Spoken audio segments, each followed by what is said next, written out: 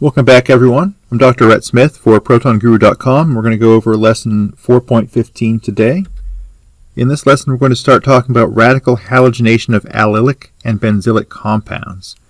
Now, if you're following along consecutively in the Proton Guru textbook, we've seen radical halogenation of alkanes in the past, but here we're looking specifically at doing a radical halogenation of a benzylic site, that is an sp3 hybridized carbon directly adjacent to the benzene ring, or an allylic site, where an allylic site is a site that is an sp3 hybridized carbon right next to an alkene. Now, if we take a radical initiator with a halogen source, what we can do is substitute one of the H's on the benzylic or allylic site, I'll abbreviate the benzene PH for phenyl, with a halogen. If we make a chiral center, of course, we get a racemic mixture.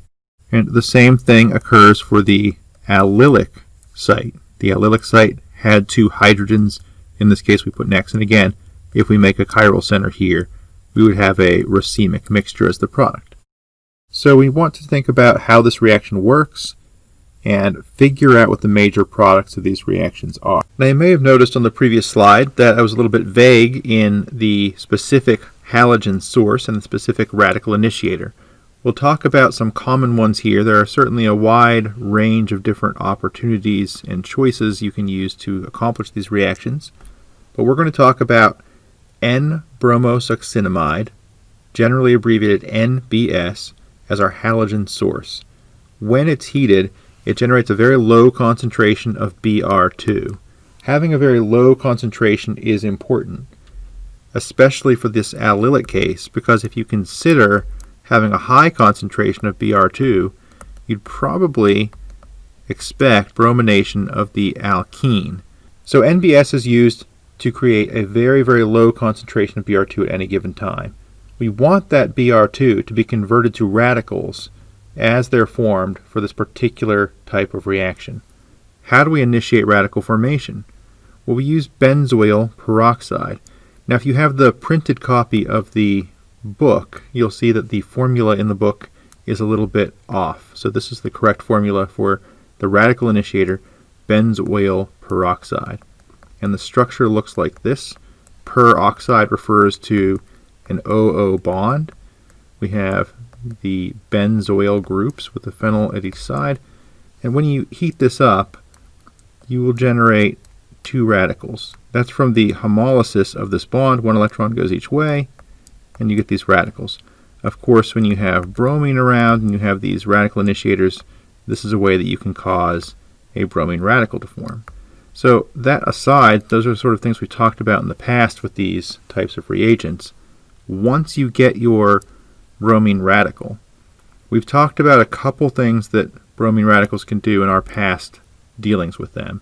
One of those things is that it can abstract a hydrogen atom like this, and that tends to occur to leave behind the most stable radical we can possibly get.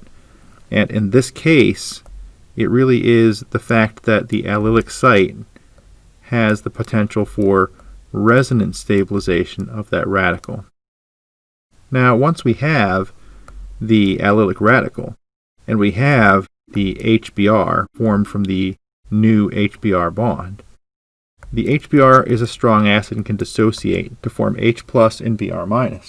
The Br- is capable of pushing the minus charge onto the N, and the reason that this N- is very stable is you can have resonance to push the minus charge there or to that O, and the H+ then can protonate that anion to make this species, which is called succinimide.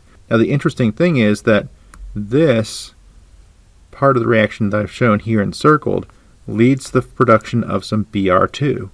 That bromine can react with the allylic radical to brominate that site. That bromine radical can in turn go on with propagation by doing a hydrogen atom abstraction, and it can keep going around.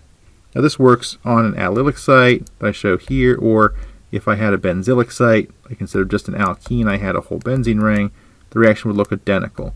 The key is that you have a resonance stabilized radical formed by the hydrogen atom abstraction mediated by that bromine radical. Now, the reaction isn't always as straightforward and simple looking as the one I just showed you.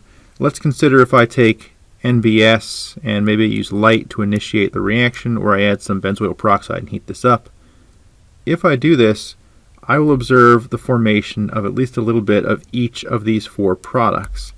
And to make things even more complicated, I have a chiral center here, a chiral center here, a chiral center here, a chiral center here. So how can I account for each of these four products as a racemic mixture from the known mechanism? Well, remember that the NBS with whatever initiator is present to give us a bromine radical. And the bromine radical does a hydrogen atom abstraction. It does that from a site that is adjacent to the, in this case, alkene, so an allylic site. We have an allylic site here and here. There's a hydrogen here, there are two hydrogens here. If we consider that we could take either one of those two H's off, let's say I abstracted this hydrogen, and I'll leave this one alone to get this radical. Let's call that choice A, since I drew it in box A. And in box B, we'll consider taking this hydrogen. All right, we have two possibilities like this. Well, just like when we had carbocations, we need to consider the additional resonance contributors to these radicals. So if I use the arrow pushing I show here, I'll get the additional resonance contributors to these structures like this.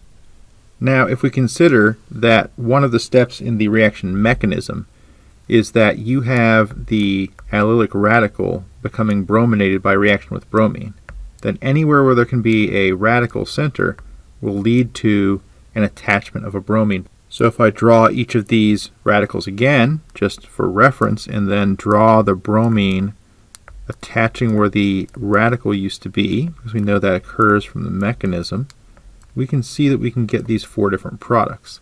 So we see that we've made product 1 right here. Product 2 is this one. Product 3 is this one.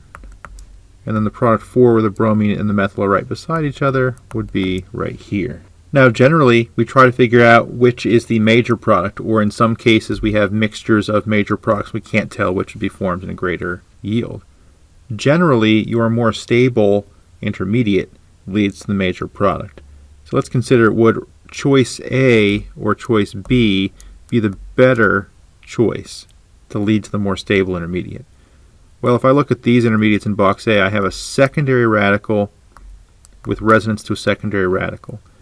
Here I have a tertiary radical with resonance to a secondary radical. So because the intermediate is more stable with the tertiary to secondary resonance, I would expect a mixture of products 1 and 2 to be the major product. I should get more of those than I do of products 3 and 4. Now, this process won't be as complex if we do a bromination on a benzylic site. So consider we do NBS with benzoyl peroxide here. You can sketch this in on the notes part of your page. I know that I'll be abstracting a hydrogen on a benzylic site because that's resonance stabilized to make this radical. I will not, however, draw additional resonance contributors to that radical where I move the radical into the benzene ring and make products from that. That resonance does help stabilize the radical, but your major product will always be the one where you keep the aromaticity, the great stability provided by aromaticity, intact, and you only substitute at the benzylic site, never around the benzene ring itself, where you would lose that great aromatic stabilization.